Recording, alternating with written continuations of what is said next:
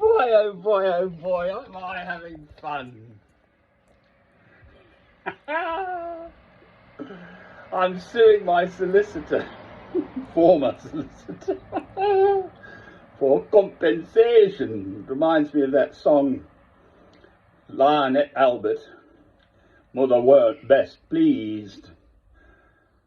And Dad takes the lion tamer to one side at the zoo and he says, any compensation? Mother weren't pleased. Well, if he'd blooming well stepped in at the first nonsense arrest, I meant to whack the child with my staff. But what kind of person would do that? You know, I should have been locked up for life at the first moment if I'd actually done it. And the old Bill actually just about had the sense to realise that it was a complete fabrication under further investigation. Yeah, but the word gets out, doesn't it? Because I get messages on my films saying exactly that. You're the man who whacked a child. Brilliant. It's a small community. They're going to come and whack me then, aren't they? I'm jolly well out of it for the moment.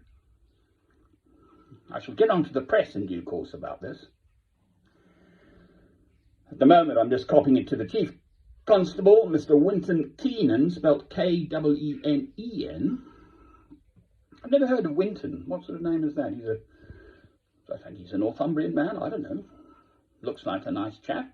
I think he's got something like 6,000 staff in the Northumbria police. So, big job. And onto the Bar Council, which is the legal authority in these matters. I dare say the fellow's got insurance, but I'm made homeless, right? I expect my costs at the very least. You know, and something for the insult. The guy's utterly incompetent. If he'd had any sense, that first arrest, way back after about, it was Thursday, I'd arrived the previous 2 weeks prior to that, on the Friday 2 weeks, and released at 2:32 in the morning.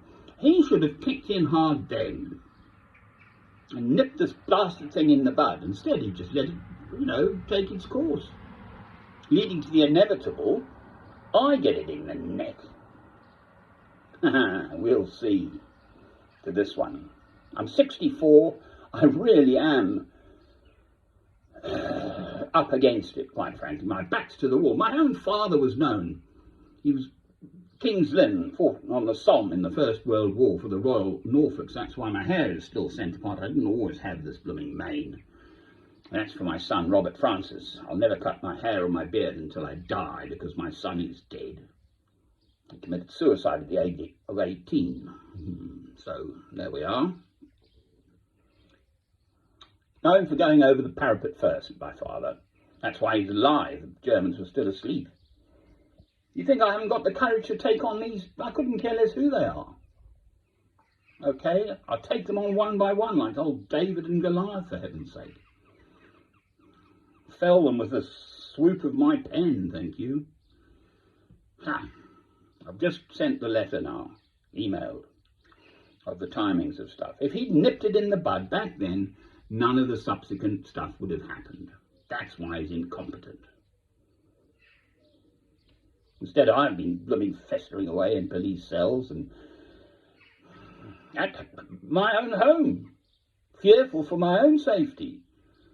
Several times I had to lock myself in and call the police for those blasted neighbours. What the hell do they think they're up to?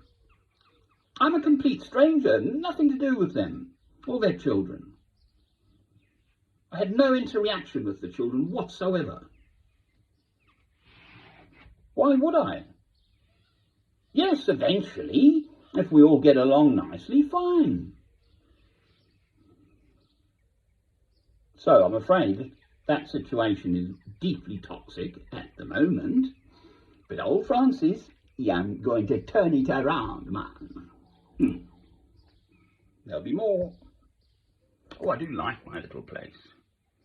Because my leg's so bad, I can actually use the walls as a prop. I I'd have to use my crutches in the room, in the much larger hotel room in the Premier Inn in Newcastle. If I didn't have my crutches by the bed, I'd never get to the bathroom. It was as simple as that. That's how bad it's been.